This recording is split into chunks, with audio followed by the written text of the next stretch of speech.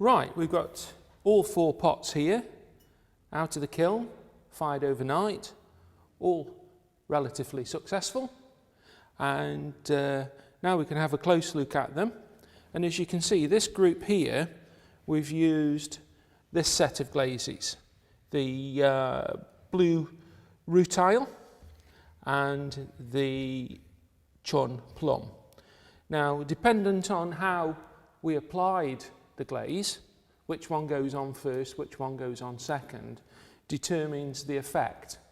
And I think if you look at both of these, you'll see that the glaze finish, for me, is probably more successful on the bowl. And that's with the blue chun, the blue rutile on first and the plum chun over the top.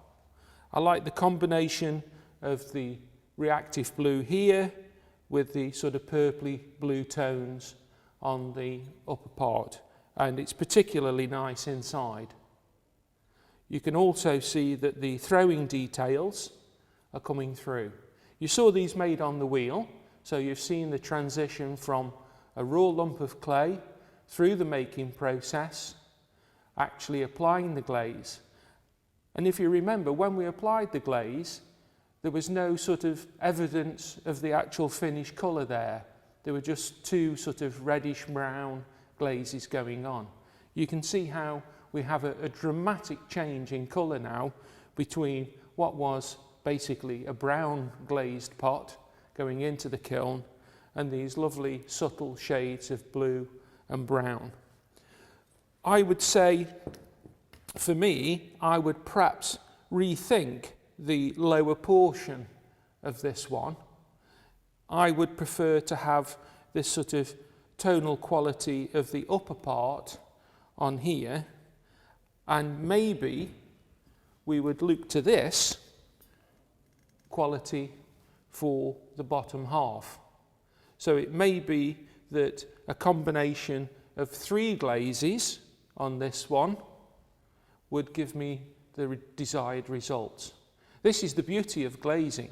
You commit to decorate something, you apply the glazes, they give you no real idea of what the effect is going to be like before it goes into the kiln, and then it goes into the kiln and they're in there for 18 hours, they come out the next day and there they are revealed in all their glory. And that's one of the most exciting parts of being a potter, that opening of the kiln and examining the pots. And then from there, it's actually examining the pots, looking at them and determining which parts we really like and maybe which parts we don't. And then from that information, we can go back to another pot, glaze it maybe in a slightly different way and achieve a much better result. So don't expect to get perfect results first time. That can happen. I think this piece is particularly successful. The tonal qualities between top and bottom, the way that the detail breaks through the glaze is very successful. I also like this one here, where the dominance of the palladium, which is a sort of silvery looking glaze, has worked particularly well. It almost looks as if it's been lustered. And you can see the shine on that surface.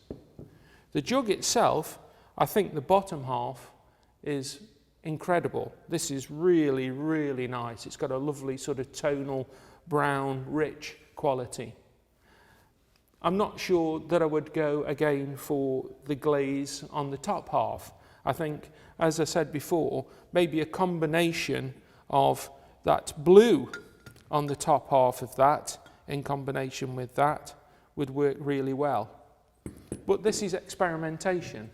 With these glazes, you can combine, overlay, intermix to achieve a whole range of colours and finishes. So it's just not one glaze, it's 4 glazes, and there's an extensive range that we can mix and match to give us a whole range of different finishes. But I think it's also worth noting the body colour, the way that the body colour has changed. The buff body has come out this lovely buff colour. No scumming or glaze marks in the foot rings. I think when you saw them go in, there was a little sort of evidence of maybe a grey or reddish scum mark on the bottoms.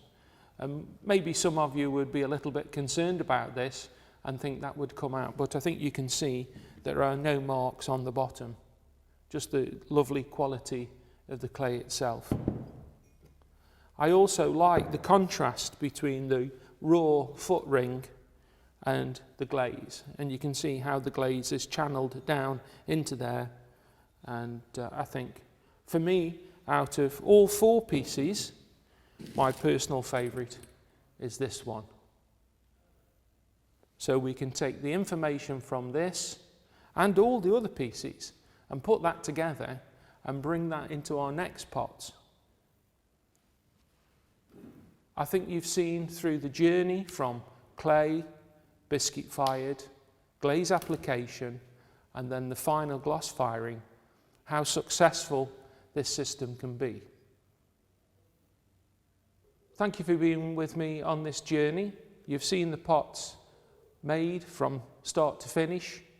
Everything that you need to achieve this is available through Create and Craft, the kilns, the wheels, the glazes, the raw materials. So all you really need is your imagination, and as you can see, you can make some beautiful pots.